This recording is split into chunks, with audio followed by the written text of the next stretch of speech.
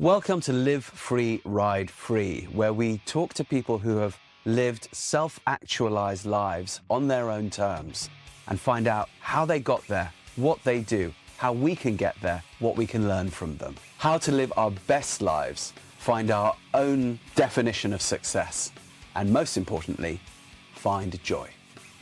I'm your host, Rupert Isaacson, New York Times best-selling author of The Horse Boy, founder of New Trails Learning Systems and LongRideHome.com. You can find details of all our programs and shows on rupertisaacson.com.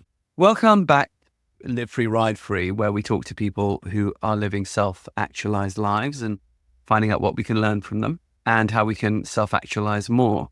So today I've got a rather interesting man. I've got Victor Bahna, who is both a techie, he's up there in Seattle, teching away, and we're going to ask him about that. And he's also the author of a book, of a new thriller about the racing industry, the horse racing industry, which is doing quite well. And he's a lifelong passionate devotee of the racing industry. His book delves into some of the darker sides of the racing industry, which of course makes it interesting as a thriller. And it joins a long line of racing thrillers by authors such as Dick Francis and so on. But at the same time, he does draw attention to some of the things within that industry that could do better, that could use some reform.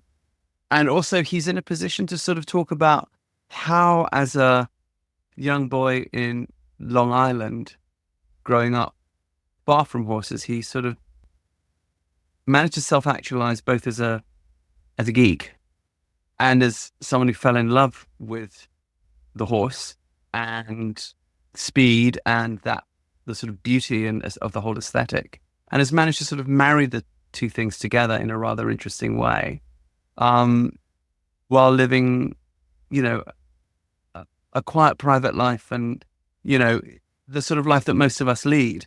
So I think for those of you who are interested in how do you write a good book and how do you self-publish it, for those of you who are interested in the racing industry, those of you who are interested in tech and how the whole tech boom has happened and where it's going and all of, I think Victor's got a lot to tell us.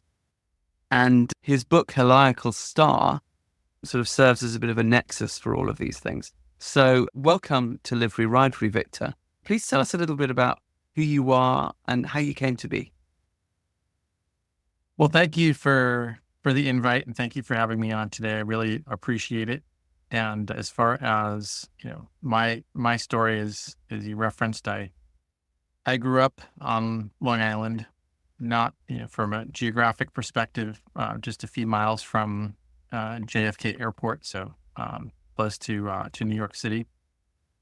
And not a place where you necessarily find a lot of horses unless you're at Belmont Racetrack, which is also kind of on the New York City line and not too far from where I grew up. And that's where I actually was first introduced to any kind of a horse through the racing business when I was probably not legal to be gambling on horses. I found my way to the racetrack, and it was at a time where we actually had to ask other older people to make our bets for us because we would get carded and not allowed to bet. But that was my first experience with horses and with racing. And it was very alluring. It was very intoxicating. There was a bit of a taboo in the sense of, we weren't legal to do that. So we had that sort of allure. But there was also this potential for making money by doing a little homework, understanding, how to read a racing form and handicap, and putting ourselves in a position where we could possibly win a few dollars. And then after winning a couple of dollars a few times, that also sort of became an interesting hobby, let's say, amongst myself and a few of my friends. And so this is where we spent our classroom time in high school. Oftentimes, inside of our textbooks, we would find some of the past performances of the racetracks, and instead of paying attention to the instruction of the day, we would be figuring out who was going to win the late double. And that was a fun math class, in other words. Yes, we were doing calculus and math and statistical analysis back then. We were a little ahead of our time, I guess, in that sense. And this is, of course, before the internet and before the sort of the tech boom, so to speak. So, everything was on paper back then, and we had our pens and markings and all that other stuff. That was seems like a very long time ago, and far. How do you say it? Long time ago in a place far, far away. And so after college, went to college on Long Island as well. Found myself employed at a personal products company called Unilever, which you may be familiar with. I went to school next door to the head office Okay. Then you in the city of London. Yeah. Yep. It was Anglo-Dutch company. It had headquarters in London, excuse me, and in Netherlands. And so I spent my first 8 years of my career working in supply chain in New York City for Unilever. The subsidiary was called Lever Brothers in New York City. It was quite a nice place. It was on Park Avenue. And so I got to have that experience of working in downtown Manhattan for about 8 years. And I got a call from Microsoft at that time. And it was 1995. And they were looking for someone this is when we were still doing a lot of shrink wrap product for tech. So everything was in a floppy disk. CDs weren't even out yet at that time. So everything was boxed up in floppy disks, and there was a supply chain, believe it or not, for technology back then. And Microsoft was trying to launch their Windows 95 product, and were looking for someone to help them with their supply chain. So I interviewed, got the job, ended up going from New York to Seattle, which is where I am today. Ended up spending 17 years at Microsoft. And I went from, the interesting thing about Microsoft at that time was you can actually reinvent your career without changing your company. They were very much a company that looked at your skills and your talent, and they understood that even if you weren't necessarily deep in one particular domain, we could train you in that domain if you had different skills like leadership skills and acumen for learning and so forth. So I actually ended up going from supply chain while I was at Microsoft into IT. Okay. And my first exposure to IT was running their internal help desk, which I did for a couple of years. But the help desk I thought was the best way for me to get introduced into tech, because I got to learn everything through the problems people were experiencing. And these were users of Microsoft. So it was an internal help desk. It wasn't for external customers, but it helped me understand where people were running into issues. And it was actually almost a backwards way of learning, but because typically when you learn in a textbook, you're learning about how things are supposed to work. And I was learning about things because they were broken, and kind of reverse engineering back to how it should be working. And so that was a very unique, but I thought pretty powerful way for me to get into IT and to get into tech. And started out managing vendors initially, but then, when you immerse yourself in that environment, you start to pick up and learn the jargon and the technology, and it evolved from there. I ended up doing several things in the tech space, or in the IT space, I should say, with Microsoft. Then they started launching their online services, which you may know today as it's Azure and it's Office 365, or the sort of charter products that they offer online. And so I did some work with those groups. Went to another company called ServiceNow back in 2012, spent a few years with them, and then ended up with my current company, which is Nutanix. When I was at Microsoft, it was probably about, I want to say about 10 years into the gig at Microsoft, where I was fortunate enough to have accumulated some equity. And I started to revisit my interest in horses at that time. So I went to a local racetrack here called Emerald Downs. And after a couple of visits to the track, I kind of got that, because for a long time between really, my college years and this 10 years into Microsoft, I hadn't spent a lot of time at the races or with horses, because I'd just been super busy, with work and the family and young kids and all the stuff that comes with that. And so finally I got to the point where, hey, I've a little bit of time. I have a little bit of money. Went back to the racetrack, and that feeling came back in terms of the excitement and the allure. But this time I was looking at it from a slightly different perspective. And I went to what they had an owners or a potential owners seminar. And a couple of trainers were speaking at the seminar, and it just was something that seemed like it would be a really interesting um, pursuit to maybe get into the ownership side of racing. And Emerald Downs is not your Belmont or Saratoga or, the Santa Anita or Del Mar. It's not one of your bigger venues. So the entry point into ownership is not very high compared to some of those other places. The cost of a horse is going to be a little bit lower. The day rate's going to be a little bit lower. So it was an easier place to. What's the day rate? What does that mean?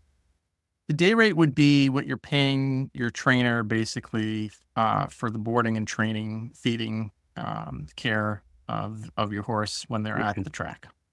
And those day rates can vary, quite a lot. Back then it was probably $50 or $55 a day in Washington State, where if you were in some of the bigger circuits like Del Mar or New York, it would be over $100 a day. So almost a 2x difference in day rate. And, over the course of 30 days, that can add up quite a bit. Yeah. So I ended up claiming a horse. Was my first. What does claiming a horse mean? Claiming horse basically is every horse that's in a claiming race is effectively for sale. And what you would do is you would make sure you've got the funds at the bookkeeper ahead of the race, and you would file a form that would basically be a claim form that says you intend to buy this horse. You've got the funds, which means after the race is over, that horse becomes yours. But the results of the race still go to the previous owner. What makes claiming interesting is that it's a bit of it levels the playing field quite a bit with the races in the U.S. because if you're putting your horse up for sale for, let's say, $20,000, and your horse can't compete at that level, then you're going to have to drop that horse into a lower level. So you might have to drop them into a $10,000 race or even a $5,000 race. Where they become more competitive, that makes them more likely to be claimed or sold, in that race. As an owner, you don't know if you don't know if another owner has made a claim on your horse until after the race is over. So you don't have the option of, let's say, withdrawing your horse because, oh, wait, I don't want this horse to get sold, so therefore I'm going to pull him out of the race at the last minute. You don't know if anyone's putting in a claim, so you don't really have you're not going to be able to make that decision. So that's what I ended up doing is I put in a claim for this horse. I was able, if there could be multiple claims also for any particular horse. How do they decide who wins the claim? Well, what they would do is they would effectively they put your names in a hat and they pull one out and they say, okay, you're the winner of this particular claim. What they actually do is they use lottery balls and everyone gets assigned the lottery ball, and then they shake them up and they pull one out, and whoever is the lucky or unlucky person that has that number ends up with the horse. I say lucky or unlucky because if the horse runs well, you want to be the one that wins that horse. And if the horse runs really poorly, you're hoping that maybe someone else will get that horse. So that's one of the ways in which you can actually become an owner of a racehorse is by just you say 8 ways.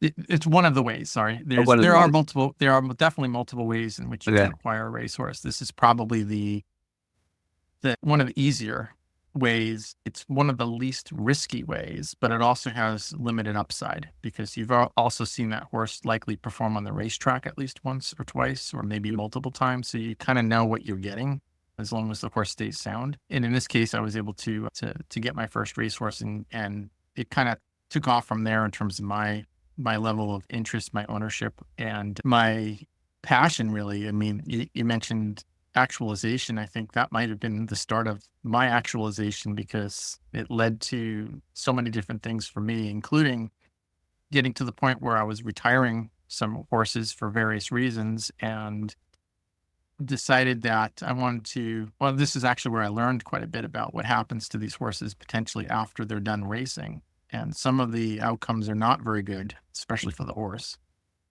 And so this is where I decided that I was going to make sure that, my horses, if I'm retiring them, are not going to end up in a situation where, they're going to be put at any kind of risk. So I ended up keeping a couple.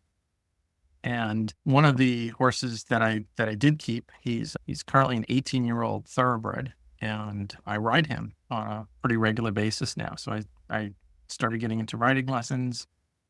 I started to work with him on a regular basis, learned a lot of horsemanship in the process of doing that, and also built a relationship with him to the point where at first it was a situation where I wasn't really sure, what to do or what he wanted. And now we're at a point where I feel like we communicate with each other very effectively. Like I could read his signs and he tends to read mine actually. And it's quite an interesting relationship now that I've built with him. So that's also part of the kind of that whole process that I've been through with regard to having that experience. And it's one of those things that I feel is hard to explain unless you experience it yourself. You could talk about it, and it's kind of like watching a show versus, or watching a travel show versus visiting the travel site. Having that experience and having that relationship with this horse is and continues to be a very fulfilling and mostly positive experience. I see most. Why is the relationship with the horse fulfilling? He's become a counterbalance to the stresses in the world of tech for me. The horse is bringing me back to nature. It's bringing me back to it's not a machine. Some people think of our horses, especially racehorses, as machines, and they're just going to do the same thing every time. He's definitely not a machine. I didn't know that you can actually have this kind of a relationship with a horse where you can really relate to him. I actually joke around sometimes, and I'm partially serious though, in the sense that he's become very therapeutic for me in managing some of my stresses. Just being able to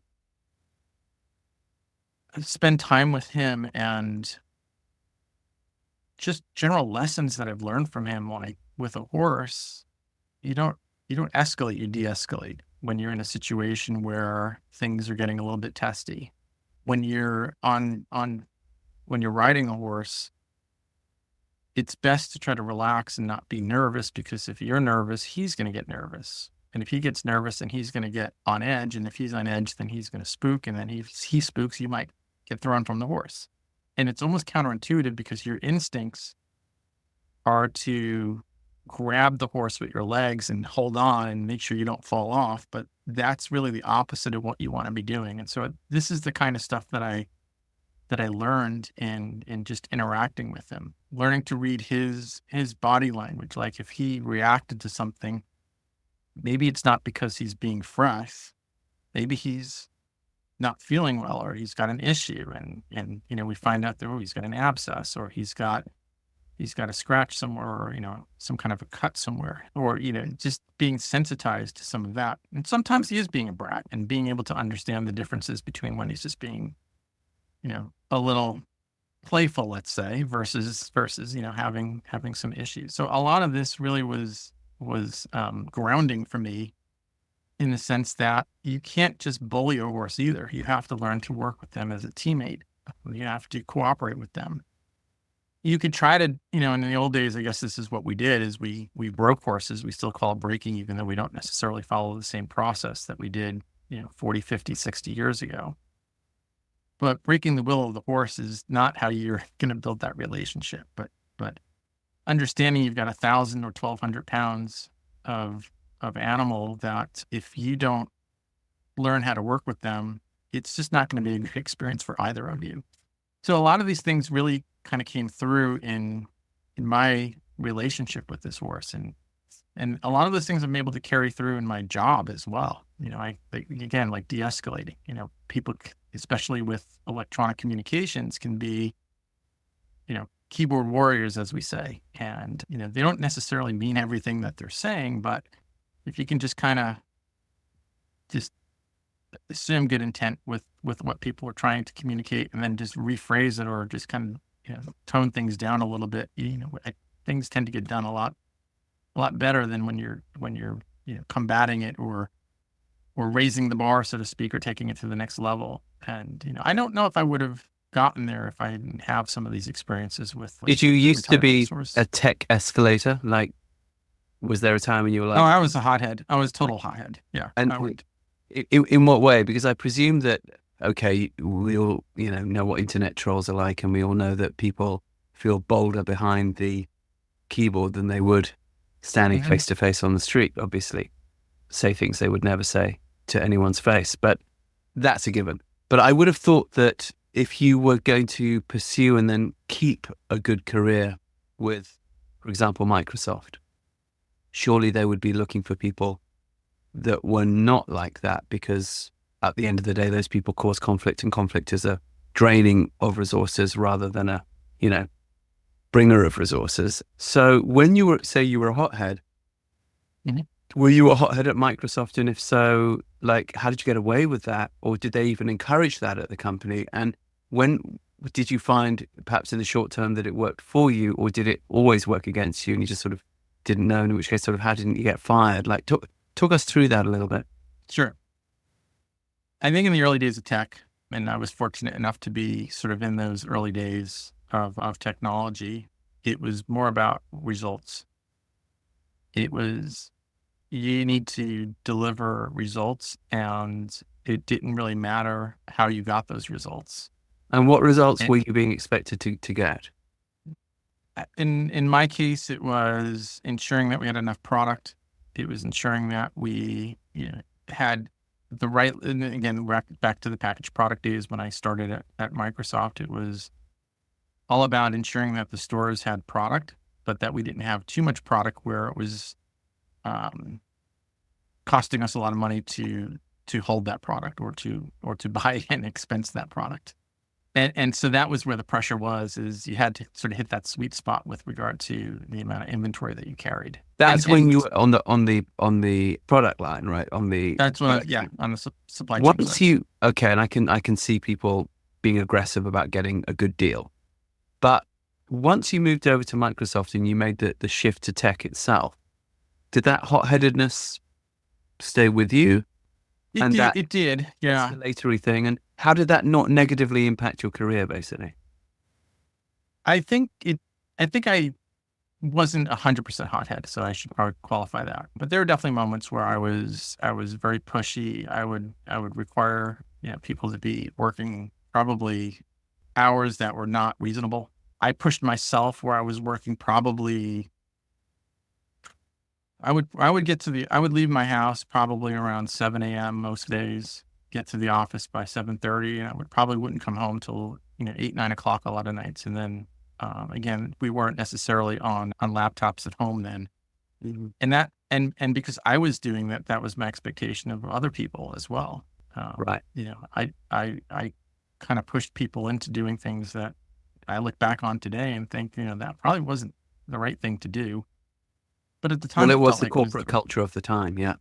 Yeah. it was to a large extent, and results mattered. And so if we needed to work 12, 14, 15 hours a day, over several weeks or months, that's what we did. And I pushed Mhm. my team to do that as well. And, sometimes, they wouldn't necessarily agree with all that. And, that's when the terseness might come into play in terms of, we have to get this done. This is our job. This is what we're paid for. And it wasn't necessarily very friendly or encouraging or motivating. And in time, I did, as I aged, I learned some self introspection.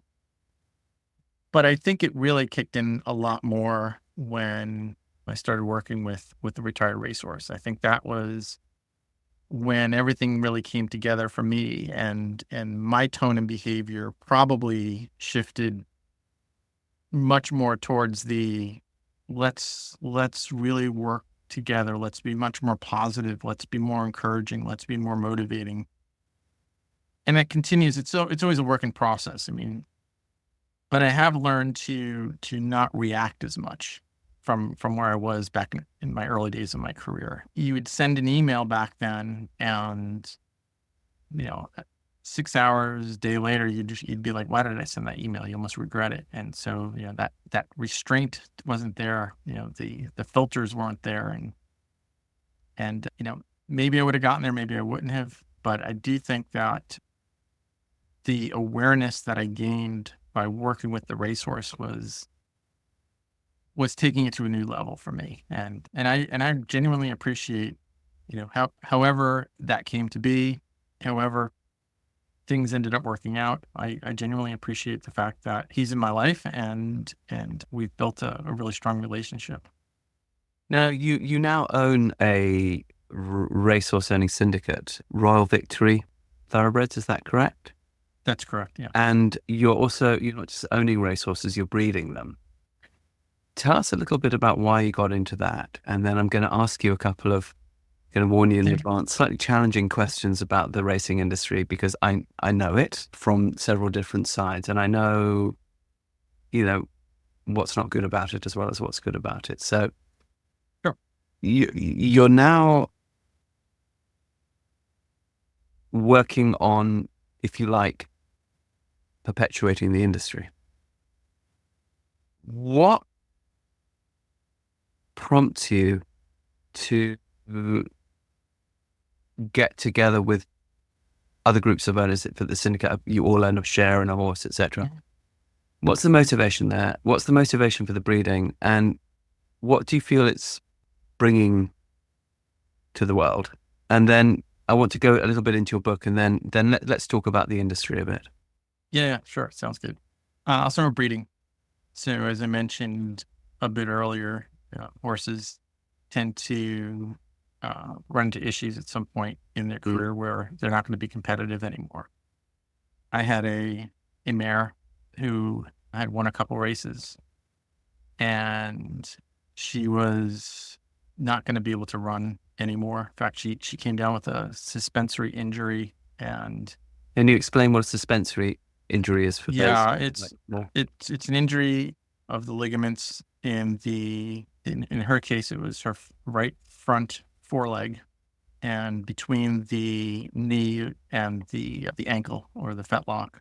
And what happens is those ligaments are very tight when a racehorse, and if they end up pulling or injuring those ligaments, they end up becoming less. It affects their ability to run, quite frankly, because that tautness isn't there anymore. It's kind of like, think of your own leg in that sense. There are some bones that connect into those ligaments, and one of those bones, and I think it's called the sesamoid, is what this particular mare had fractured after a race that she had been in. And my first reaction was, oh no, because you hear about, horses injuring legs and they get euthanized on the racetrack. And that was my first fear was, oh my gosh, am I in a situation where we're going to have to put this horse down? And so I went right back to the barn after that race and spoke with the veterinarian, and the veterinarian said that she's got an injury. It's most likely a career-ending injury. And my first question was, is she going to be okay though? Or are we going to have to put her down? And he reassured me then that we wouldn't have to do that. In fact, in this case, it wouldn't even require surgery, but she would need at least a year off, and we would have to nurse it back so that she regained her health. Actually, I don't remember if there was surgery or not. I don't think there was. And I'm thinking, normally suspensory, it's just basically 9 months of rest is usually the key. Yeah. I don't think there was any surgery for this. Anyway, so I've got this horse that's never going to race again, and what do I do with this horse? And I thought, well, let me see if I can breed the horse. She had good pedigree and she had good conformation, which is how they're built, it's bone structure. And I thought she would maybe make a potentially good broodmare. So that's really how I got started in the breeding business. Is I thought it would be good to keep her, to give her a home, and to see if she can produce some babies that would eventually make it to the racetrack. And I've done that with a couple of mares. I've got two mares today that were former racehorses of mine that I'm breeding. One is on the East Coast, one is on the West Coast. And it's been a good experience in the sense of learning sort of the whole life cycle of the racing process, from researching stallions to paying for stud fees to foaling the baby to watching them grow up, to getting them to the racetrack, and then even, past that in terms of retirement. The partnership came about because I thought it would be, I get very excited. I don't think there's many circumstances as an older adult now in which I get to act like a child. And so one of the experiences is when you're at the racetrack and you're watching your racehorse run, you can act like a bit of a child. You could scream at the top of your lungs. You could feel that thrill and excitement when they're coming down the lane, and they've got a chance of winning that race. You could also feel sort of the crushing weight of defeat when they lose, and the utter disappointment that comes with It's going to happen more often. Odds are, yeah. Odds are it's not going to happen. Yeah, exactly. You're gonna lose a lot more than you're gonna win. Yeah. And so the roller coaster of emotions that you go through is just one of those unique experiences, and it's just in my experiences, it's just not something that you could find in a lot of different areas. I mean, you can invest your money in the stock market, but you're not going to be screaming at a stock ticker. Maybe you are, but most people aren't going to be screaming at a stock ticker like they are, a horse race. You can go to sporting events and watch football or hockey or something like that, and you can get into the game itself. But nothing, in my opinion, really kind of matches the sense of excitement and knowing as that you're a participant in the sport. You're not just a spectator.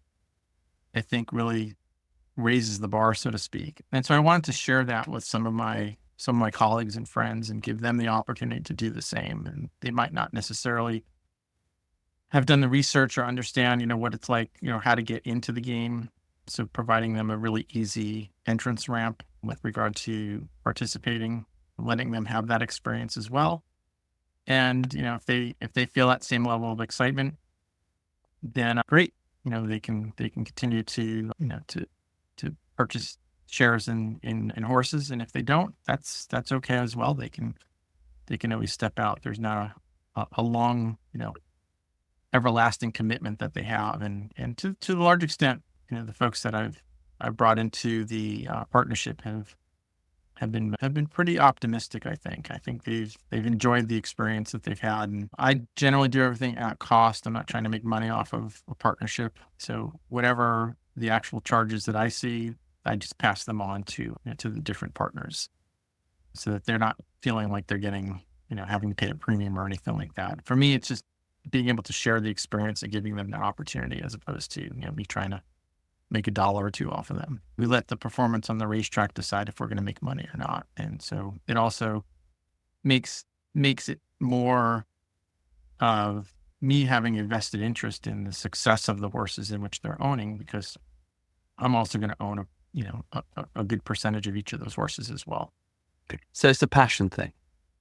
It's definitely a passion thing. Yeah. Yeah. Okay. And then let's talk a little bit more about passion, and then let's go back to the thoroughbred industry. So you've now written a book, and you've written a book about a darker side of the industry, and also writing a book is a passionate process, and you've self-published it, and that's not easy. I've self-published a book, and I know a little bit about what goes into that. Tell me, why did you decide to do that? How did you make it work? There'll be a lot of listeners there who are flirting with the idea of self-publishing, and each year the landscape on that, the geography on that changes a bit. The last time I did it was, I think, back in 2015 or 14 or so. And I know things have changed since then. So talk to us about your experience. Why did you decide to do it? How did you, as a non-writer, get to a point where you could write a book, which it's picked up some very good reviews? And why did you choose the particular subject matter, this sort of darker side of the racing industry and thriller? Talk us through the process: conception, reasons, Sure. publishing, how you figured out why did you publish the way you published, and so on. Yeah. I was sitting on a beach one day and I was chatting with my wife, and I was thinking about ways in which I can, what would be like the next kind of big project I would want to do. And it just was one of those light bulb moments where we were just kind of batting around a few ideas. And I've been doing a fair amount of business writing at the time, and thought to myself, you know what? I think maybe I should write a book. And it was literally just this light bulb moment where I had not honestly really considered or thought about it, up to that point. It was literally just kind of hit me. And I was thinking, okay, well, if I write a book, what would it be about? And well, of course, it would have to be about horses because that's where I'm spending, quite a bit of my time and energy. And so that that really was the starting point. But what was bothering me at that time, and this was probably 2016, maybe 2017, but was really bugging me at that time was you mentioned the darker side, the excitement and the racing and the attention is all given to the horses that are racing.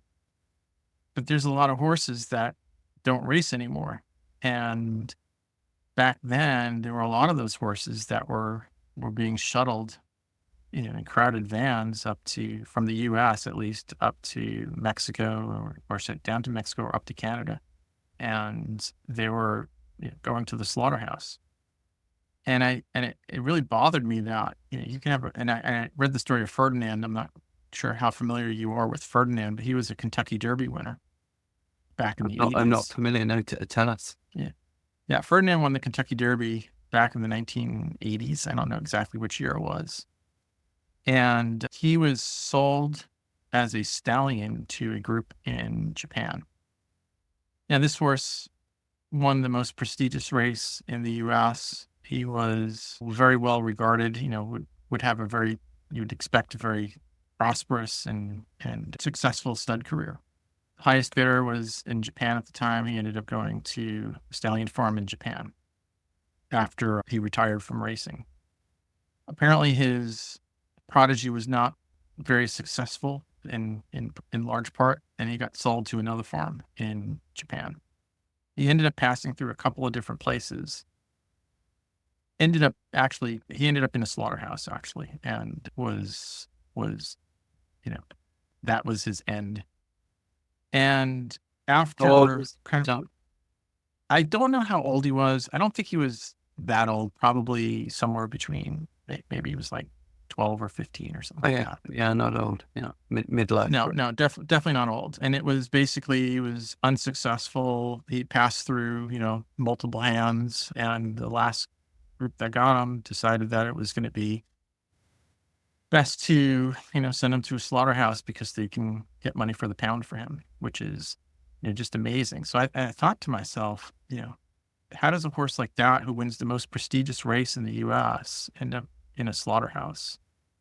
And how can any horse that you may spend, a couple $100,000 on, or even more, at some point in their career, find themselves on a trailer heading to a slaughterhouse? And that really, really disturbed me. So I thought to myself, that would actually be a good story to write about, and maybe expose a little bit more of what's going on, but doing it in a way that's not preaching, that's not trying to shame anybody, but more just in the form of a narration and of an interesting story. I don't think people read novels to be scolded or to be, given a sermon, but I think they're reading novels because they want to be entertained, and they want to read a good story. And so that's what I ended up doing was capturing that scenario with this horse whose name is Heliacal Star, and started working through those progressions of him being a fancy yearling that gets sold for quite a bit of money at an auction, has a racing career, but at some point that career ends, and he finds himself in a van going in the wrong way. And I don't want to give too much away of the story itself, but that really became the arc of the story. And then the at first I was thinking I would write it from the horse's point of view, but after a couple of starts on that, realized that probably wasn't going to make much sense. So developed a few characters and was able to weave several subplots that I find are actually pretty interesting from a reader's point of view that cover different areas of the racing business. And when I was doing some research on writing itself, one of the first lessons that I picked up on was you should write what you know. Don't start out with a topic that you're familiar with and write what you know and write the way you want to tell the story. Don't necessarily let other people or styles, necessarily change or alter what you want to say. And so that's what I ended up doing. I probably took the really long road to doing this, not having any experience in publishing or writing a novel. And I say the long road because I would write the first version of this and I would I finally got to the very ending of the story. And I thought to myself, okay, this is great. This looks good. This is it's going to be the right length. And I'd start rereading it and I was thinking to myself, this is awful. This is a terrible book. And so I ended up going through multiple iterations and started adding more depth with each iteration, made things, a lot more interesting from a reader perspective, cut out things that just weren't moving the story forward, added things that could move the story forward. And after 6 years of doing this, I ended up finally getting to the point where I thought I had a readable version of the book and it actually all tied together. And that's when I started to, solicit some feedback from a couple of folks, close folks that I know that I know are readers. And then after they gave me their feedback and I made another rewrite of the book, then I started to shop for editors. Tell us quickly the plot, and then I want you to talk about the editing process, because I think a lot of people, when they want to write a book, they don't realize that the success of the book is really predicated upon the editor or editors, and that this has to be a sort of creative and happy marriage between author and editors. But without a good editor, there is no book, and without a good editor, there is no film. Call it killing babies, but it's a difficult process. So what's the plot of the book, and how'd you find the editors? How did the editors help you craft the book to its readable form? What it cost you to employ those editors, and then how did you move it through to publishing?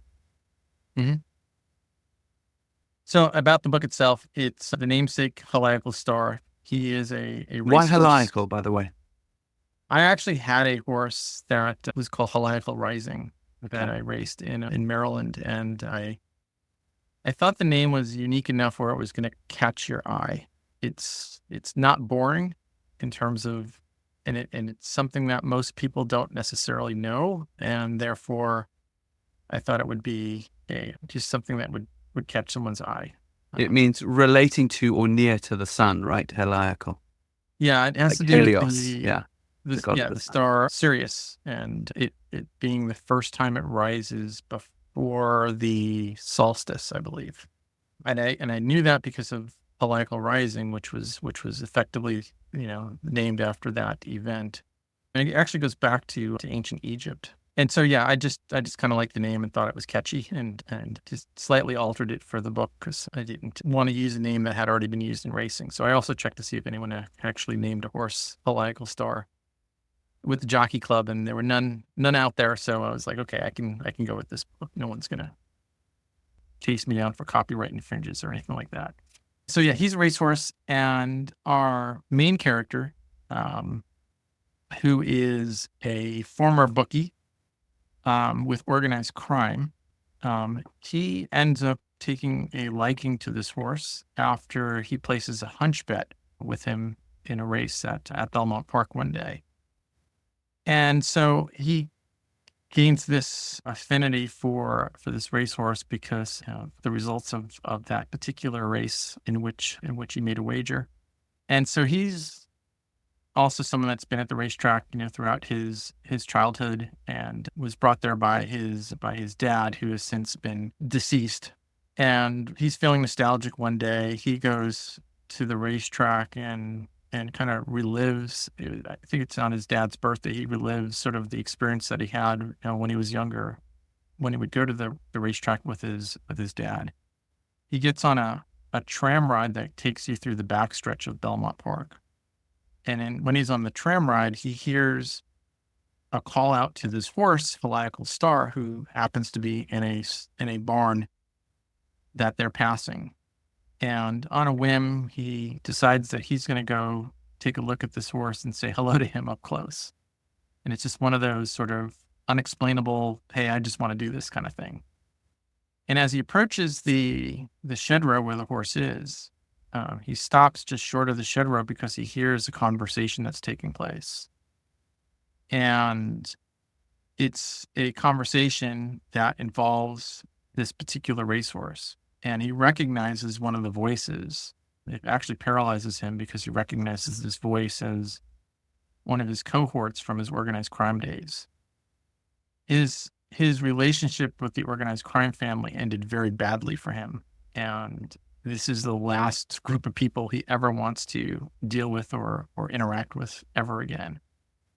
But the conversation is so disturbing to him that he now faces a bit of a moral dilemma in that, does he actually say something and report what he's hearing to the authorities, which will likely be something that they find out about, and he would have to confront his past, which is something that he feels he's moved past, long ago. Or does he just pretend that he never heard anything, kind of go on with his life as it is?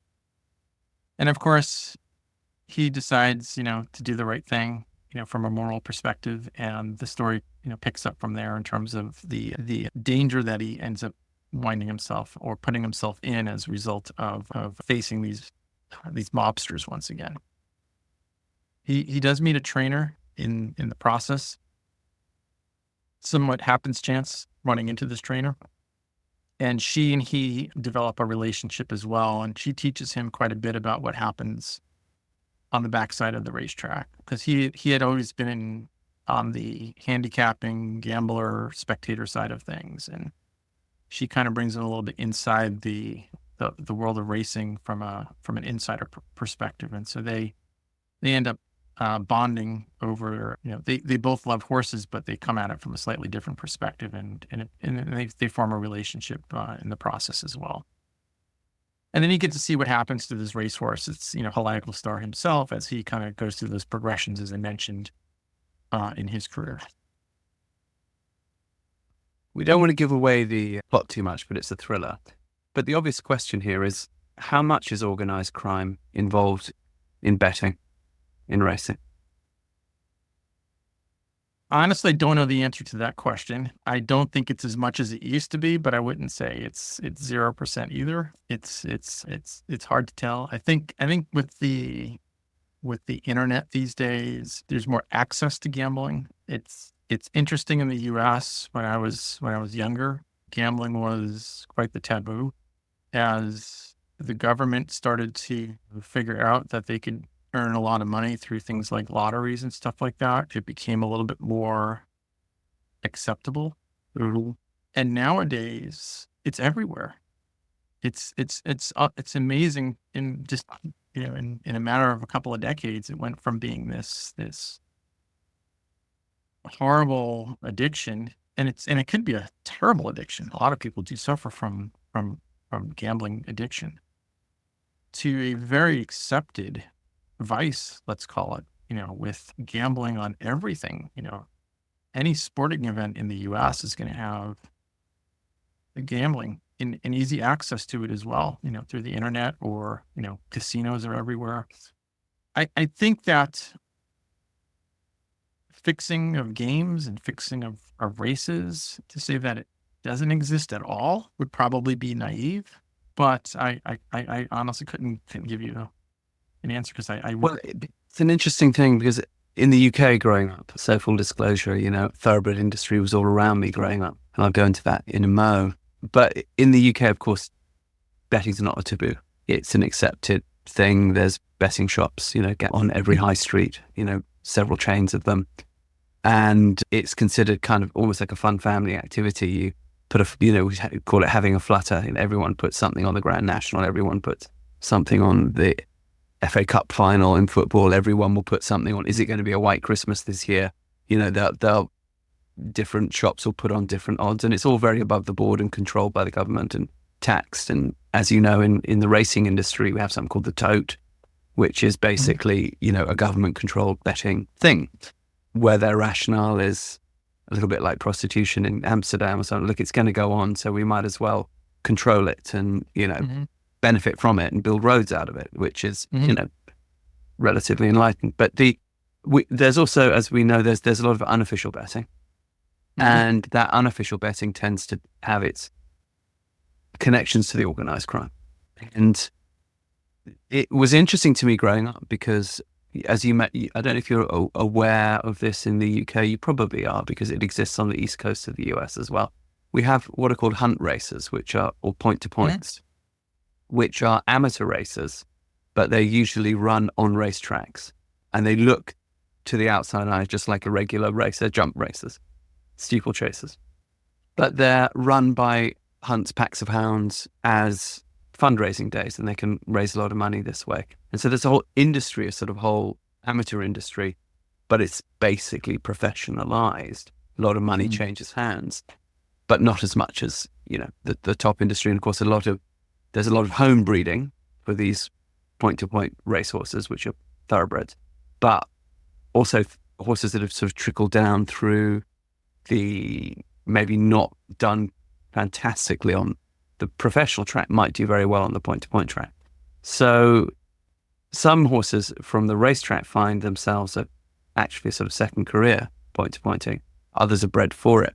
But definitely there was a kind of a rural mafia around this growing up. And there were people you just didn't cross. That there were people that were around, and it was like in the village pubs. And it's not, people think about organized crime as, this urban thing, and it's chaps in cheap Italian suits wasting each other, and it wasn't like that at all, but was violent. And you were aware that there was this edge and places you did not go. But of course, people would lay money with these people because, as you said, people who were either gambling addicts or looking to make a faster buck, or maybe these bookies would give them longer odds, chance of making more money. Interestingly, I know one who went on actually to become quite a philanthropist in his life. But and a lot of these unofficial bookies were kind of math geniuses, oddly enough. But they could get financed, they could get backing from sort of local mafia people, and it was what it was. So, but I think that side of things, the racing industry, is quite familiar with people because anywhere there's gambling, anywhere with money, you're going to see this. What, of course, is tragic is that, the horses are innocent in this and they have no, So if someone's going to break the leg of a horse for insurance reasons or something like that, that's, And I think, you say, that used to go on more than it perhaps does now, but it was a thing growing up. I agree. Yeah, I do think it was much more prevalent and maybe a little bit more obvious or less subtle back in the 70s or the 80s. I think you're right. Whenever you've got money involved, whenever you have gambling involved, whenever you've got high stakes involved, there's the propensity for cheating. Yeah. And you could call it fixing, you can call it, the way in which you cheat then is okay, you can, and there are various ways I think in which you can alter maybe the outcome of a race. You might not be able to make it exact, but you can pay off the participants, like you can pay off the referees in a sporting event not to make certain calls or to make certain calls. You can pay off a rider to race hard or not to race hard. And usually it's easier to get them not to race hard than it is to race hard because, it's easier to lose than it is to win. And so if you can find a race with, let's say, 8 horses, and you've got, 7 of the riders all running to lose, then you got to figure out who's gonna win that race. So that could be one way of doing it. Another way would be to get into medications. And again, back in the 70s or 80s, maybe the scrutiny and the number of drug tests that were being done are minuscule compared to what we're doing today. I mean, they're a lot more thorough in terms of the urine test and making sure, we're checking all of their blood samples and so forth after a race. But there are still loopholes. And if somebody wants to, really bend the rules, they could probably do something that goes, under the radar, so to speak. Again, I don't think it's done nearly as much as it would have been in the past, because you have a lot more activism today. You have a lot more awareness of some of these things. There's a lot more testing. There's more regulations. But I would say it's naive to think that, there aren't some out there that are trying to bend or break the rules to make things work in their favor. My experience with people on the backstretch has been, I would just call it overwhelmingly positive. And I think there's some self-policing that's being done. I also think there's a little bit of the, we don't want to rat on our friends kind of mentality as well. That happens. But I think the overwhelming number of people are honest on the backstretch. I think they do deeply care about the racehorses. It is the minority and the few bad actors that tend to give the industry at large sort of a bad reputation at times. And I think it's important if we can keep a level playing field for all of the participants. If you feel like you're up against a person that is suspicious or has been under suspicion, and their horse tends to run a lot better than you think it should, you're going to start asking yourself the question, is the playing field really level, or, do I have to, beat someone that might be bending or cheating on the rules? So it's a hard one though, because you just don't know. And you just hope that people are, for the most part, going to do the right thing. I know the people that I associate with, I see every vet bill. I go down to the backstretch. I watch them train. I speak regularly with the people that I entrust with my horses, and I'm very confident that they're doing the right thing. If there's an issue with the horse, they'll immediately call me, and we'll back off. We're not gonna push. We're not gonna do things that are unnatural. And if a horse can't compete, we're going to try to find a level where they can compete, as opposed to, hey, let's jack up this horse on, some medication that will make him, a better racehorse than he should be. So, but again, a lot of it depends on who you're working with. A lot of it depends upon, what kind of exposure you're having. And you got to keep your eyes open, in my opinion, and associate yourself with the good people. Yeah. I mean, so that's one side of it for sure. The other, of course, difficult side, and this is a side again that's well known to me, is, as you say, what happens to the horses after their careers. So it's a use them up, spit them out thing, meaning that, millions and millions of racehorses get bred every year across the world. And obviously there's always more losers than winners. So horses that, are sold for a lot of money as yearlings or 2-year-olds, as you say, often, by the age of 5 are done, and they've got 25 years of life ahead of them. And they might come out of that 2 years or 5 years that they're running with injuries. Almost inevitably they will. Partly because they're too young to actually bear weight when they're, and to bear impact, hard impact anyway. In the riding horse world, not the racehorse world, you never start a horse before 3 or 4. And you work them very, very gently, and you build the muscles and you build the top line muscles. I mean, ideally you should. There are people who don't, but let's say that's the ideal. And in the racing industry, they're racing at 18 months to 2 years old, and, sustaining lifetime, impact injuries, which are then going to affect them. Now, all of that said, the thoroughbred is a very tough, very resilient animal coming out of, the desert steppes, coming out of Central Asia. So and they love to run, but there's no question they do it too early. And there's no question that the bones and the cartilage are impacted in ways that sometimes render the horses unrideable. And then, of course, the other problem is that if you take an adrenaline-fueled animal that works off its amygdala, its fight, flight, freeze response, and you jack that up to the point where it's just always going to run, so its first response is to run, then that makes it a very difficult animal to put with the average rider because it's too fiery, it's too dangerous.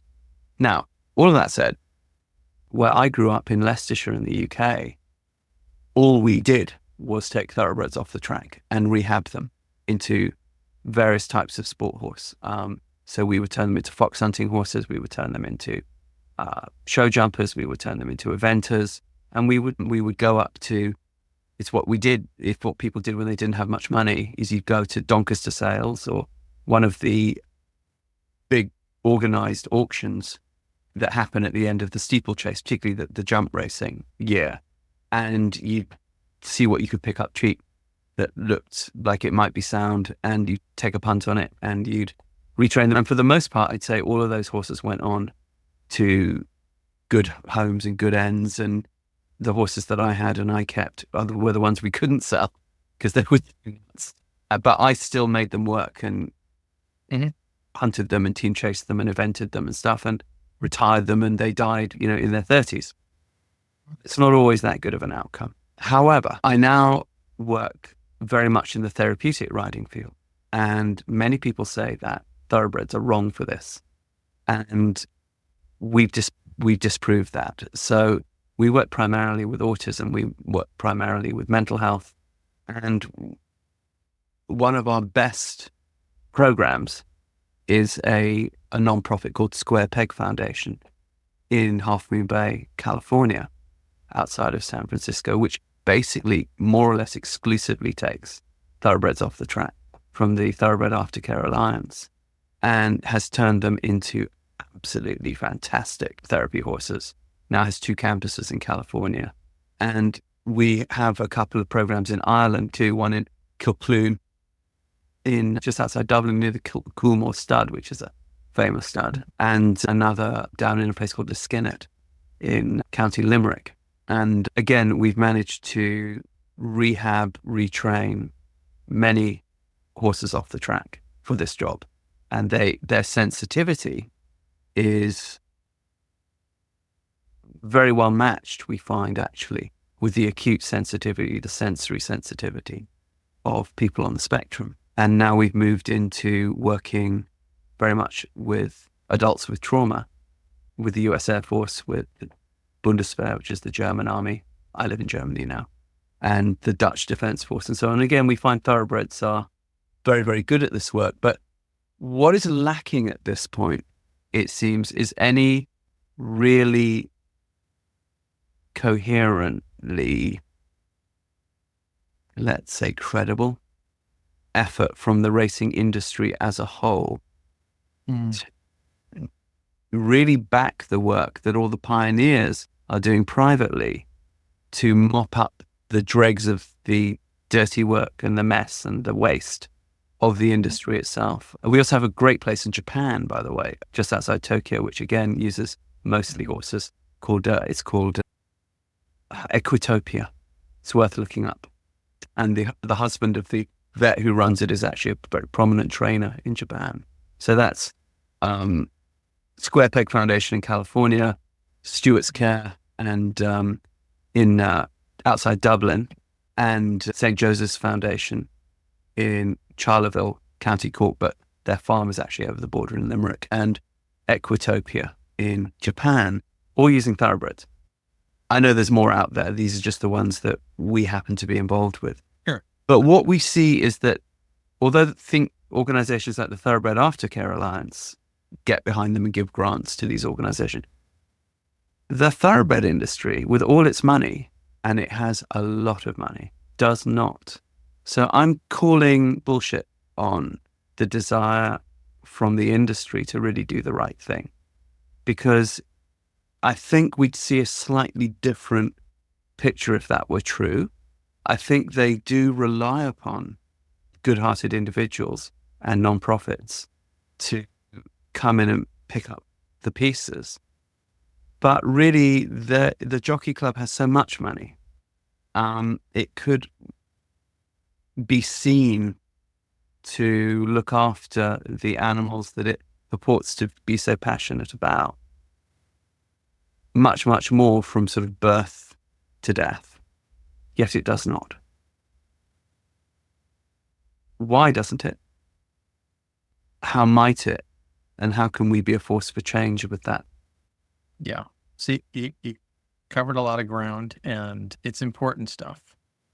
So I'll give you my perspective on this, because I think to a large extent, my thought process is not very different than what you just referenced.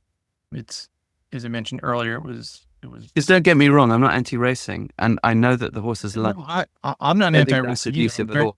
Yeah, I'm very much in. We just need to look after the animals. But one of my inspirations for writing this book was to bring more attention to the very topic that you just referenced. And I will say that the racing industry, in my opinion, and this is my opinion, has a hard time getting out of its own way sometimes. I mean, there's a new law that was passed, or regulatory body that was formed in the U.S., called the Horse Racing Integrity and Safety Act.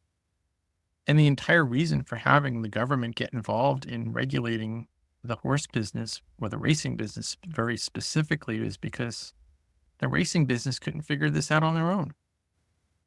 It's like, guys, wake up and look what's going on around you. And quite frankly, the racing business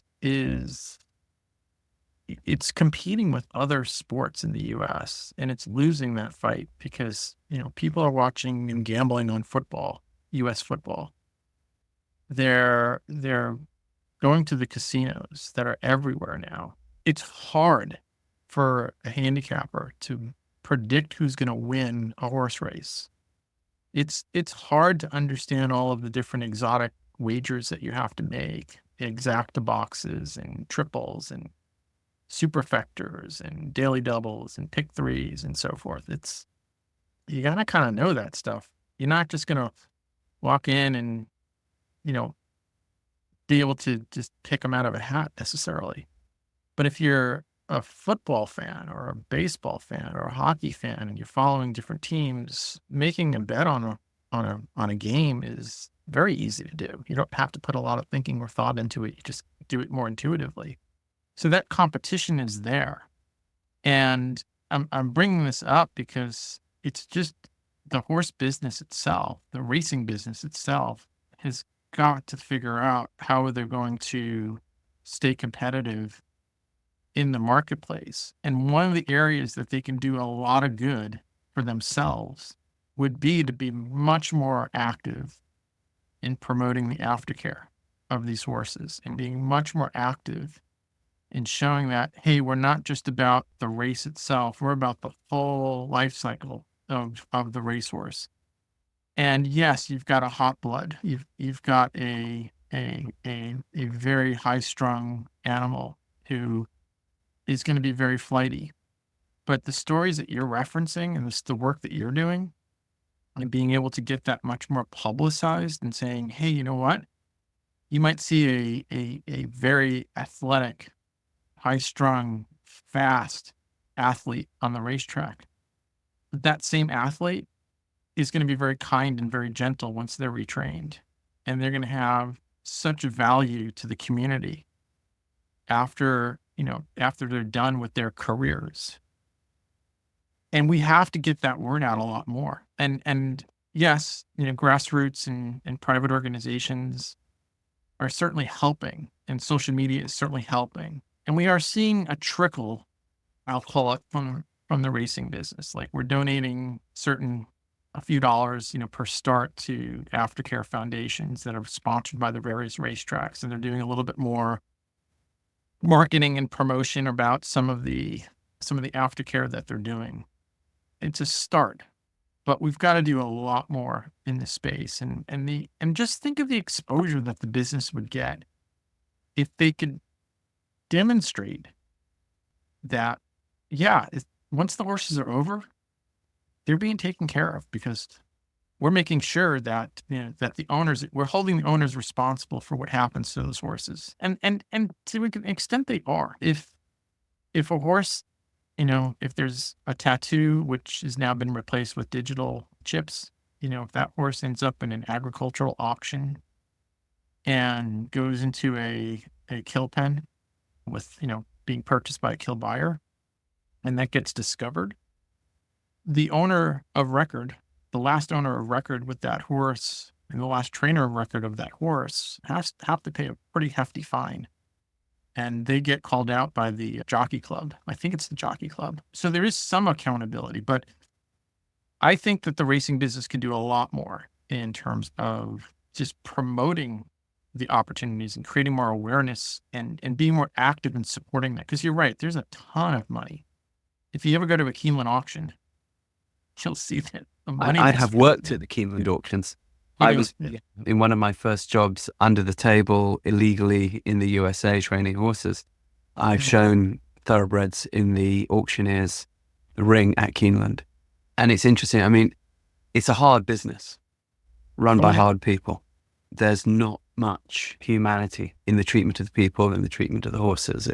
The horses are well looked after to the degree that they're well fed and cleaned and cared for, but I bet the horses are probably better cared for than the people. Well, indeed. Yeah. And for all we English and Irish boys that were there under the table taking the hard knocks, for any one of us, there were 10 Mexicans who were, taking it harder. So it was exploitative. At the same time, it provided us with many opportunities. And for me, you sort of accepted that exploitation to some degree and said, okay, well, look, I'm living on my wits here in the USA without a work permit. I could go home, but here's an opportunity, so I will take it. I've got some horse knowledge, And then you get, pretty heftily shoved around in a rather inhuman way. But at the same time, you accepted the adventure. You were young men, you could sort of handle it, but you weren't going to stay there forever. But nonetheless, I think it was sort of indicative of the industry as a whole, that there was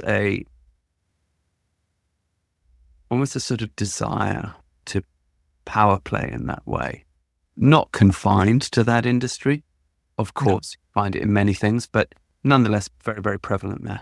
So I think that, again, that's why I question the sincerity of the jockey club or the race. I think it's almost doesn't matter anymore. I think it's going to become existential for this business to recognize the necessity for them to be more active in the aftercare of thoroughbreds. And I think they're starting to get it. But I think there are two major inhibitors that are hard to ignore.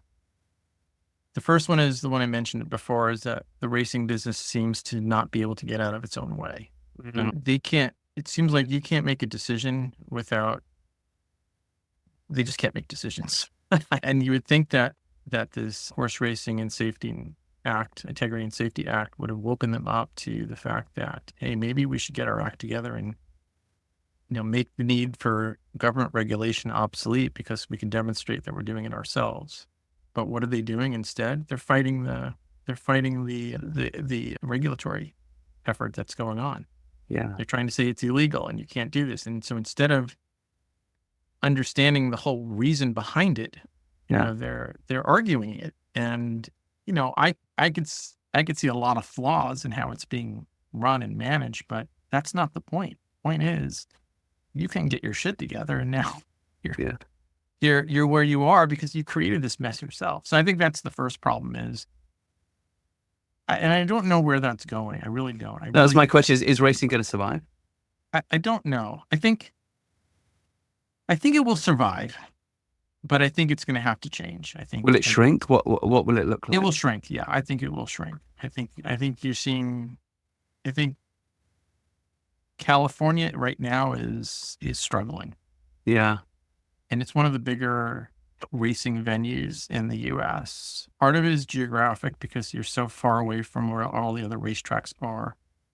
And as you know, shipping a horse from East Coast to West Coast or vice versa is an expensive venture. So you're kind of on an island to some extent when you're out west. Part of it is just that the competition and the handle is reducing. And a lot of the players that were big horse fans, racing fans, people that would go to the racetracks, quite frankly, are getting old and they're dying off. And the next generation is not coming up with the same enthusiasm for racing that the previous generations have had. So yeah, I do think there's some awakening that's going to happen, and I think that the industry will eventually figure it out, but it's going to probably take some time before they do.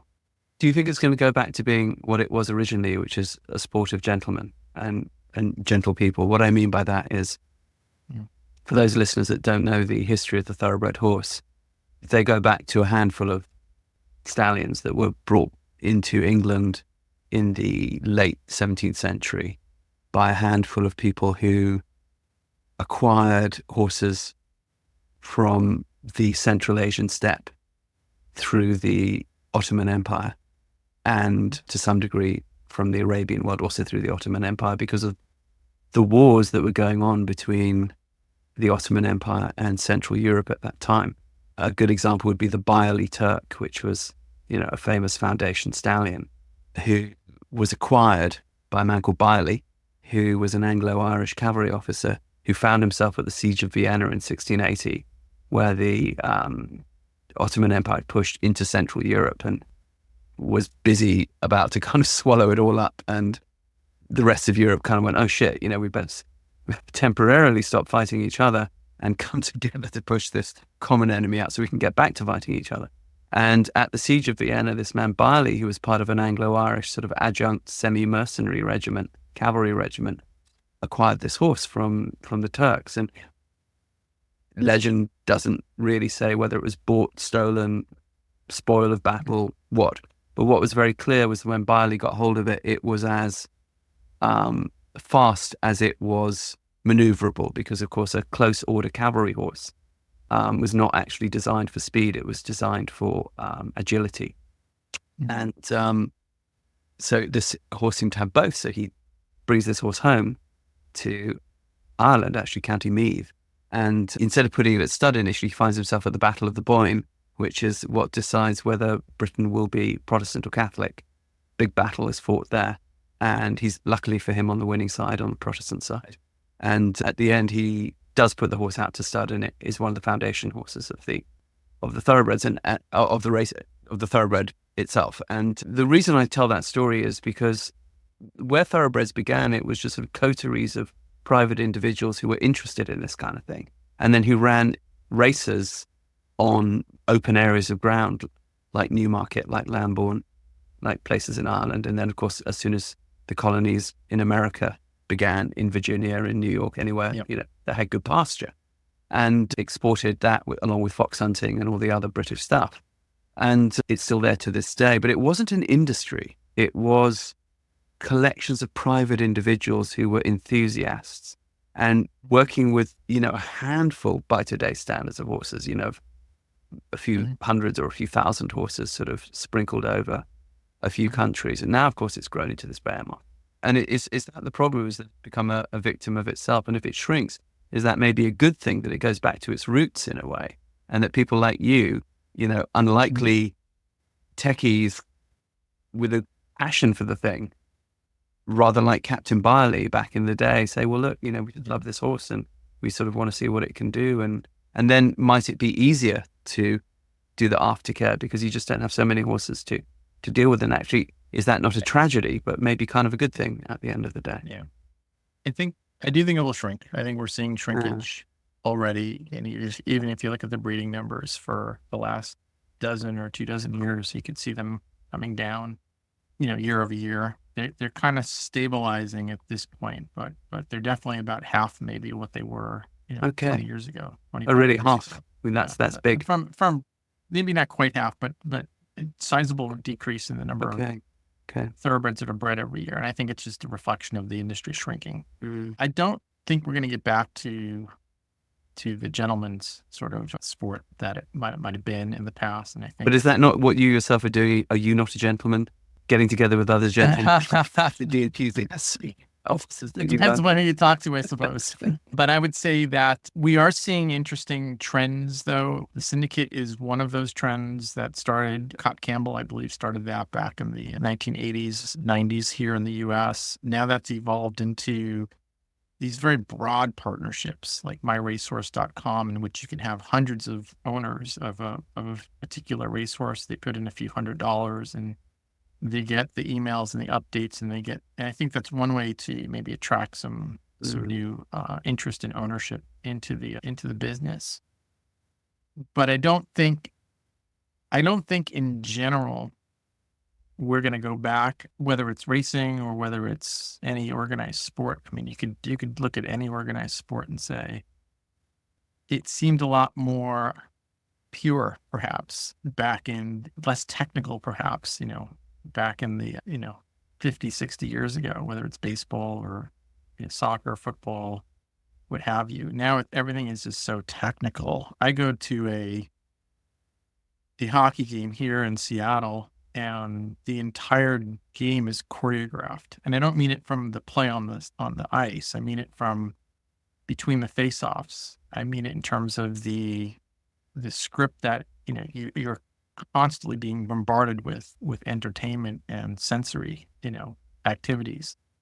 And that never used to be the case. I mean, I used to go to a hockey game and watch a hockey game. I didn't have to be entertained outside of the game itself. But, today we feel like we're force-fed with all of this, entertainment, so to speak, if they want to call it that. And to me, it's a little overload. I think it's not necessary, but that's what they're doing to try to bring in. And it's very scripted too. I mean, it's almost like you can go to any arena in the U.S. and you're almost going to get the same experience, just different colors on the shirts, and maybe the game itself might be a little bit different.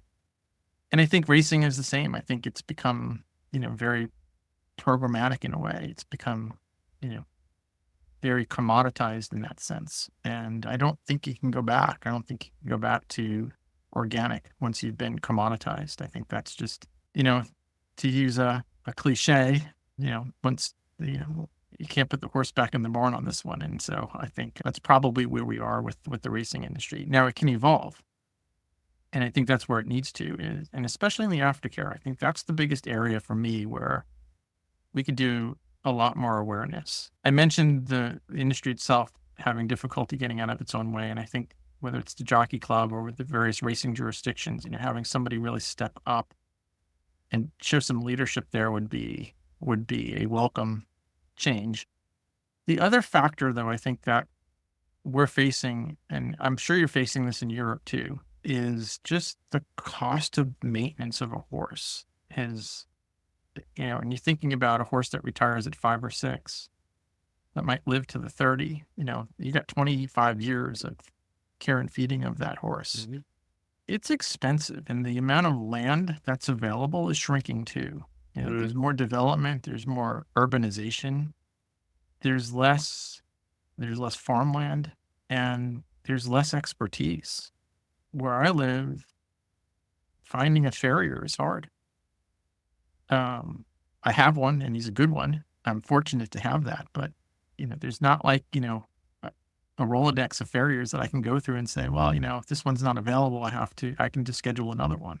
That's just an example of the sort of changing landscape that we're seeing. If my farrier, I'll just on that story alone, I hold my farrier appointments like these are the most unmovable appointments that I've got on my calendar. It's an amazing farrier who's approaching retirement, and it's like I'm just in total denial about it because it's I can't imagine life beyond it. Yeah, and I know that if I miss that appointment for whatever reason, it's like getting back on his calendar is going to be like near impossible. So it's like I tell everybody, being dumped by your girlfriend or your boyfriend. Yeah, absolutely is. Exactly. It's like no, the farrier takes complete priority over everything else. It's nice.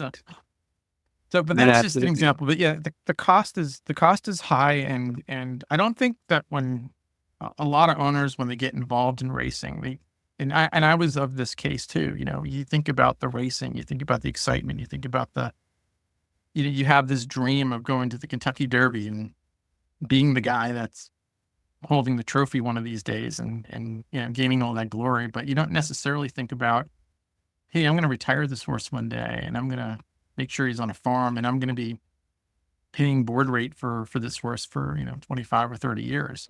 Mhm.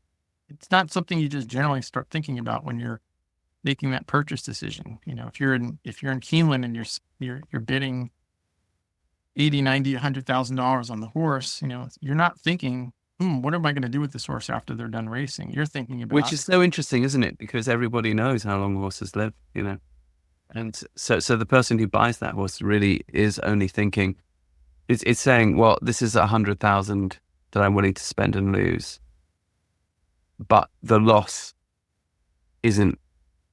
They're thinking it's just my financial loss. That's right. They're thinking it's a financial loss, and it's a 3 or 4 year investment is what they're thinking. Yeah. Rather not a than 30-year investment. what happens to the horse the rest of the time. But I'm glad that you're, drawing attention to this. And of course, it's a longer conversation, and it's not something one can solve in one podcast. But I think it's a hard conversation at that. I mean, it's a hard reality that we have to confront, in my opinion. Yeah. And it'll be interesting to see where it goes. I think, we're all involved in this aftercare business, but it's interesting that it's us as individuals and small organizations, really. Which brings me to actually another industry which has acquired a bit of a dark side of late, and that's tech. So, when the tech boom happened, it was the great thing. And it is. I mean, look here at you and I on Zoom. We wouldn't be able to do this. You wouldn't have been able to publish your book, without so easily, at any rate. Social media makes so much possible, and it's been really the big thing that's come out of tech, except for AI. Mm-hmm. And we know that Australia has just passed a groundbreaking law, banning, I don't know how they're going to enforce it, but banning the use of social media for under 16s. That's a pretty good litmus test of the damage that's being done. I've got 2 younger kids now, and it's very interesting to see how the impacts of social media begin, and to already now be thinking about, how do I mitigate this? How do I battle this unseen demon that is so much bigger than me, yet with which you cannot do without anymore? Mm-hmm. And full disclosure, in certain cases, I will absolutely go ahead and use some ChatGPT here and there. Like everybody else, it's like having a secretary that you don't have to pay for. It's incredible. And at the same time, we know that they're busy trying to replace the human. And what we think of as AI is not what's coming, Mm-hmm. and we have no idea really of what's coming, but we know it's going to be as fraught with the goods and the bads as everything else that humans have come up Mm-hmm. with. You're in the middle of the tech industry, and you've been in there since its earlies, and you're still there. You're sitting there in Washington State, in Seattle. People think of Silicon Valley, but Microsoft, obviously, and many other big tech companies are up there in Seattle. There's a bit of a parallel, really, between the racing industry and the original sort of origins of the thoroughbred and tech, because it began, with groups of nerds, I remember contemporaries of mine who were at university who were 57 now, and they were the computer science geeks who then went on to rule the world. They were the princes of tomorrow. Mm-hmm. Many of them became that. And then they offered us stuff beyond our wildest imaginations, and we all took it, gladly, and still do. Mm-hmm. Yet this small league of gentlemen developing this technology, whether it's the thoroughbred horse, it baboosh became an industry rather quicker. And now here we are. You're still right there in it. And where's this going for us? And what's the aftercare for us? On which the AI and the social media are being ridden. We are the horses. We're being ridden. What's the what's the prognosis from someone who's in the middle of it? And maybe is that your next novel? I don't know if it's my next novel. It's a very interesting subject, and it's one we're all living through, as you referenced. It's interesting, the Australia thing. I don't think you can regulate morality. I think that's just Sure, but just the fact that it's come to this, that a government is doing this, it is indicative of people getting a shit on a big. It's with every advance that we make, there's always that sort of paradox of good and bad, and too much of a good thing can be a bad thing, and I think we experience that quite a bit, and I think it's just accelerated with technology over the last 30 years, and the industry itself has transformed, I think, in the time that from when I started to where I am now. And you were doing supply chain of floppy disks and we were basically plastic packaging. I remember being in a warehouse, and we were actually physically shrink wrapping the boxes ourselves and putting in the disks. And I think it was Office 95 had 48 or 64 floppy disks to do an upgrade. I mean, think about that today. It's what? And I might be from the last generation that grew up in a pre-internet sort of world. And I tell my kids, and I'm 59 myself, and I tell my kids, I'm like, I'm glad the internet wasn't around when I was your age, because I might not want you to see what might have happened back then, nor do I necessarily want to remember. But it's transformed a lot, and I don't know. I think that within the industry itself, it's similar, like you mentioned, to the business of racing and horses, in that it's very commoditized. It's become all about the next earnings report. It's all about how much revenue are we going to make. It's about how much control can we impart to some extent. It's about clicks and eyeballs, and our attention spans have been dramatically reduced as a result of all of the information overload that we're seeing. I mean, how often are you just walking through your neighborhood and you see people with their heads in their phones?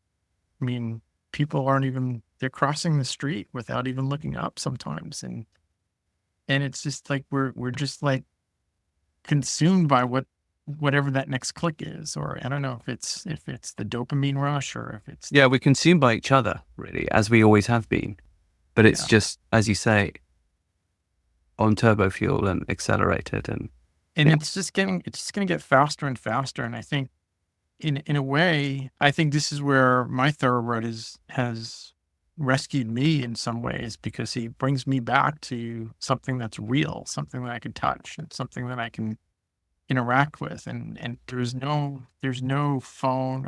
I leave my phone in my truck when I go see him. I don't even want to be disturbed. It's just nature, and it's back to something that just, to me, is just such a good counterbalance to being on the machine all day long.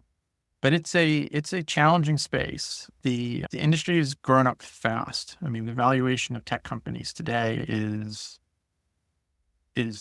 mind-boggling, actually. When you think of the market cap, you think about the largest companies in the world by market cap, and a lot of them are the tech ones. Microsoft, Apple, NVIDIA. I mean, these are the companies that are leading the way from a valuation perspective, and you got to think about, the larger they get, the more they get to sort of control the narrative, so to speak. But even that, I mean, I think I don't think it's any entity or person or thing. I think it's on its own to this extent. And, this is another example where I just don't think you put the horse back in the barn. No, for sure. It's just interesting but it's interesting to speculate. Where's it going to go? I was listening to an investment guru on a podcast, the Diary of a CEO podcast, and it's a good one. And he's a crypto guru. Can try and find his name if I get on my phone, which is of course sitting right next to my hand while I'm talking to you. And he was saying, if you're going to invest in the next little while, you either invest in crypto and tech, or it's opposite. And this was really interesting. He said, or you invest in nature.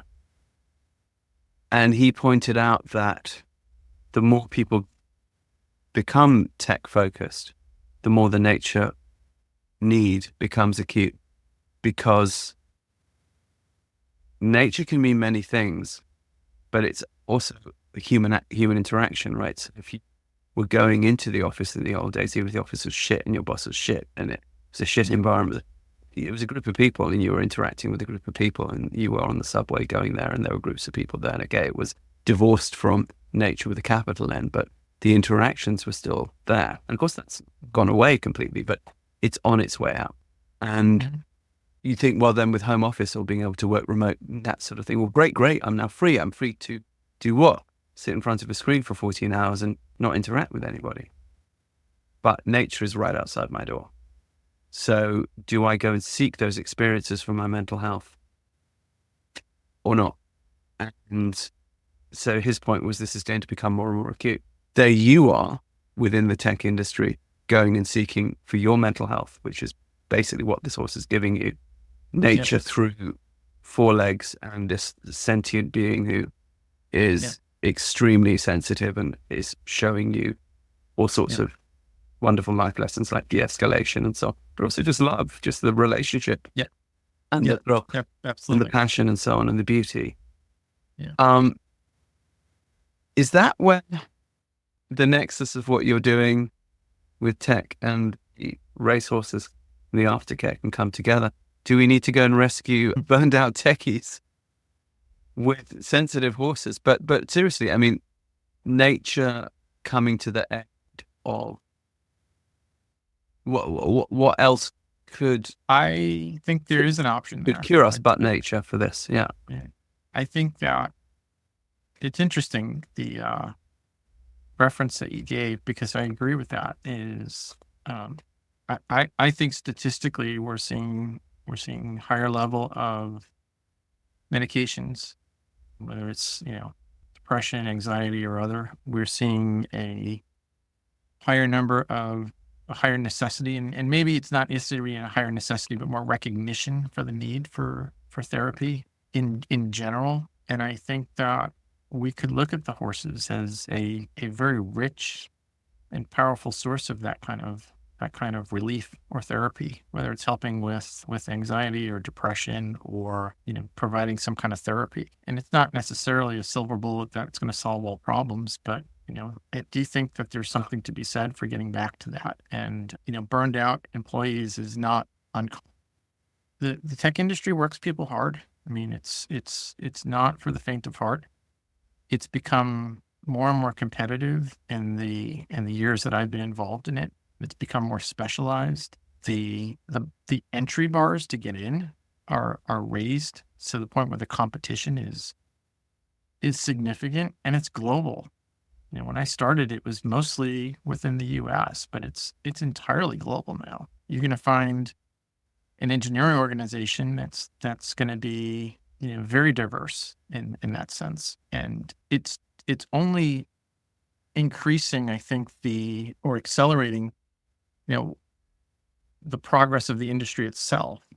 But it's also, you're seeing a couple dominant players come out of this, and they're probably going to be the ones that dictate the future. And AI is clearly one of the, it's, in my opinion, it's just the next thing, the next revolution that we're going to see. And I don't know where it's going. I'm a little scared of it, but I also know that I've got a horse I can run to if I need to. And, he's not going to worry about AI or the internet or anything like that. So yeah, it's hard to predict though. And we are living through it, but I would say, if we can exploit the value that we gain from these horses, and we could do that in a constructive and positive way, and provide an outlet to folks that have their head in their phone, when every waking hour, that to me would be something that we can definitely, I could definitely see some opportunity there.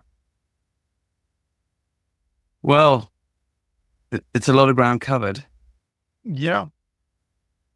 a rich and interesting life. I would say self-actualized. What's next for you? What are you going to do now? You obviously producing thoroughbreds. I presume you're going to keep writing books and keep working in tech. But what's your next thing? I would like to continue to learn more about this aftercare space. I think if I'm going to throw myself into something, that would probably be a pretty good place to do that. Don't know how much longer I've got in tech in regards to career path. I'm kind of I'm on the back nine or maybe the back one of my tech career. And that should free me up to maybe do a few more things. I definitely think, involving horses and promoting, some of the things that they do, getting more involved, I think would be something I would look to pursue. If there's another story in there's another good narrative that I can create. Yeah, I think I would definitely go down that path as well. But I think there's a little bit of time for self-reflection too that will have to take place. And, I don't necessarily just want to go 100 miles an hour from one thing to another. So I don't think a lot of time for self-reflection, but just enough to, make sure that the next big project is going to be a fulfilling one, for whatever. It's just interesting, isn't it, how this conversation starts with a boy who isn't experiencing much nature, who finds an expression of it through the horse, through racing. And that, because that's also what was available in terms of the horse, but also the thrill of the betting, which to some degree takes the place of the sort of hunter-gatherer thrill, or that's innate in us. And then you take this long segue through the tech industry, and where do you come back to? Nature, through this book. I do think that's such a metaphor for all of us, really. When we're facing what is going to happen in this future, what is happening with AI, I think the only thing that comes to mind is go into the bush, get on a horse and go into the bush. Sure, we might have a drone up top, keeping up for some, but yeah. Well, that's good, because if you get thrown from the horse, the drone will pick it up and they'll be able to call a vet for you, or the doctor. So you can even actually come and physically lift you. And there you go. And I would love to connect you with the people that I know who are working in these various countries with thoroughbred aftercare. I think you guys are natural partners, and I'm very happy to make this. That'd be awesome. Yeah. I would love to get more connected in that space. But listen, thanks. It's been a great conversation. Tell us again the name of your book, where they can find it, and if people want to find out more about what you're doing with thoroughbreds, give us the link. So the name of the book is Heliacal Star, and that's Heliacal Star. And you can find it on Amazon or any of your online booksellers. It's a 5-star reviewed book, by the way, everybody. It's worth a read. Yeah. Thank you for that. And you can also go to my website, which is my first name, last name, victorbahna.com. Bahna. Yeah. Bahna, correct. Yeah. And you will find information about the book, and you'll see some of the things that are happening. And you also have an email for me on that contact on that website as well. So feel free to contact me as well. Very good. But I would really appreciate the introduction to some of these rescue operations. It's definitely an area of high interest for me, and I do see myself getting more involved in this as I continue to move forward in my own life cycle. And I'll throw that one out there to the listeners too. If any of you are interested in getting involved in this aftercare of thoroughbreds thing, it's worth it. And these are animals that have a lot to give and absolutely help people. I was just doing a training in Scotland with a group called Horseback UK, who use a lot of off-the-track thoroughbreds with ex-special forces guys who come back missing large parts of themselves, and at-risk youth and many other vulnerable populations, and the horses are just doing an incredible job. So yeah, as the world gets techier, we get horsier. Yeah, exactly. Right, my friend. Well, I look forward to more conversations. Thank you so much for coming on. Yeah, thank you again for having me. I really appreciate it. I enjoyed the conversation, and I'm looking forward to more in the future. Till next time. Thank you for joining us. We hope you enjoyed today's podcast. Join our website, newtrailslearning.com, to check out our online courses and live workshops in Horseboy Method, Movement Method, and Athena. These evidence-based programs have helped children, veterans, and people dealing with trauma around the world. We also offer a horse training program and self-care program for riders on longridehome.com. These include easy-to-do online courses and tutorials that bring you and your horse joy. For an overview of all shows and programs, go to rupertisaacson.com. See you on the next show. And please remember to press subscribe and share.